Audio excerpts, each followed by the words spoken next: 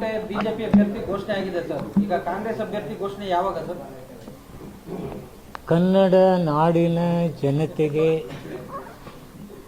ತಮಗೂ ಹಾಗೂ ಈ ನಾಡಿನ ಜನತೆಗೆ ಹೊಸ ವರ್ಷ ಹರುಷ ಉಲ್ಲಾಸ, ಬದುಕಿನಲ್ಲಿ ಸಂತೋಷ ಕೊಡಲಿ ಹಾಗೆ ಅಂತೇಳಿ ಆ ಭಗವಂತನಲ್ಲಿ ನಾನು ಮೊದಲು ಬೇಡ್ಕೊಳ್ತಾ ಇದ್ದೀನಿ. ನಾಡಿಗೆ ಒಳ್ಳೆಯದಾಗಲಿ ಅಂತೇಳಿ ನಾನು ಬಾಗಲಕೋಟೆ ಜಿಲ್ಲೆಯಲ್ಲಿ ಬಾಗಲಕೋಟೆ ಮತಕ್ಷೇತ್ರದ ಚುನಾವಣೆ, ಉಪಚುನಾವಣೆ ನಡೀತಾ ಇದೆ.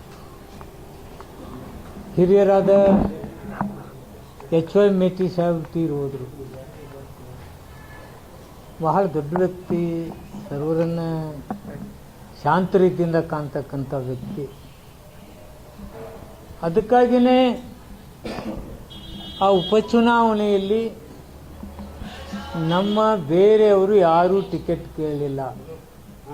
ಕಾರಣ ಹಿರಿಯ ಮನುಷ್ಯರಿದ್ದರೆ ಅವ್ರ ಮನೆಗೆ ಕೊಡಬೇಕು ಹಾಗೆ ಅಂತಕ್ಕಂಥ ಅಭಿಪ್ರಾಯವನ್ನು ಮತಕ್ಷೇತ್ರದ ಎಲ್ಲ ಹಿರಿಯರು ಏನು ಅವ್ರ ಮನೆಗೆ ಕೊಡಿ ಅಂತೇನು ಹೇಳಿದ್ದಾರೆ, ಆ ಆಕಾಂಕ್ಷಿಗಳಿದ್ದಾಗ್ಯೂ ಬೇಡ ಅಂದವ್ರಿಗೆ ನಾನು ವಿಶೇಷವಾಗಿ ಅಭಿನಂದನೆ ಹೇಳ್ತಾ ಇದ್ದೆ.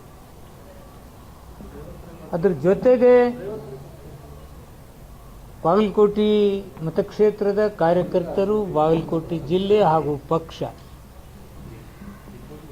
ಮುಖ್ಯಮಂತ್ರಿಗಳು, ಉಪಮುಖ್ಯಮಂತ್ರಿಗಳು ಸರ್ವಸಮ್ಮತ ಅಭ್ಯರ್ಥಿಯನ್ನು ಅವ್ರ ಕುಟುಂಬದಲ್ಲೇ ಕೊಡ್ತಕ್ಕಂಥದ್ದು ಪ್ರಾರಂಭ ಚರ್ಚೆ ಆಗ್ತಾ ಇದೆ.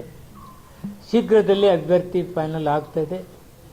ನಮ್ಮ ಹಿರಿಯರು, ಕಾರ್ಯಕರ್ತರು ಎಲ್ಲರೂ ಹೇಳೋದು ಒಂದೇ, ಅವರು ಫ್ಯಾಮಿಲಿಗೆ ಯಾರಿಗೇ ಕೊಡಲಿ ನಾವು ನಿತ್ಯ ಗೆಲ್ಲಿಸ್ತೇವೆ ಅಂತಕ್ಕಂಥ ಮಾತನ್ನು ಹೇಳ್ತಾರೆ.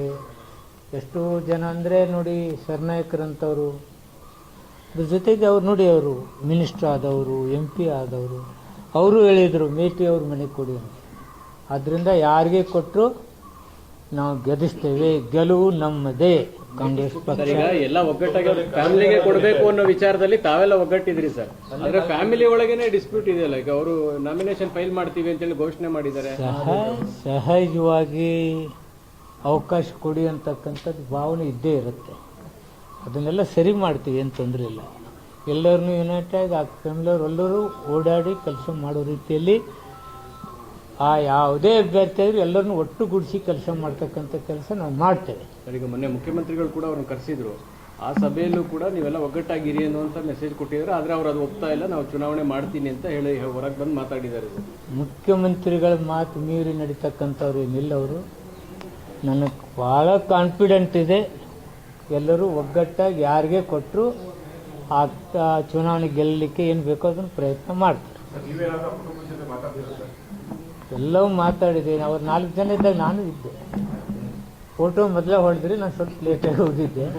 ನಾನು ಫೋಟೋ ಎಲ್ಲಿ ಕಂಡಿಲ್ಲ, ನಾನು ಇದ್ದೀನಿ. ಸರಿ ಮಾಡ್ತಕ್ಕಂಥ ಕೆಲಸ 100ಕ್ಕೆ 100 ಮಾಡ್ತೀನಿ. Thank you friends. ಎಲ್ಲರಿಗೂ ಯುಗಾದಿ ಹಬ್ಬದ ಶುಭಾಶಯಗಳು. ತೋರಿಸಿದೆ ನಿಮ್ಮೆಲ್ಲರೂ ನೋಡುವಂಥ ಅವಕಾಶ ಸಿಕ್ತಿ. ನಿಮ್ಮೆಲ್ಲರಿಗೂ ಯುಗಾದಿ. Thank you friends.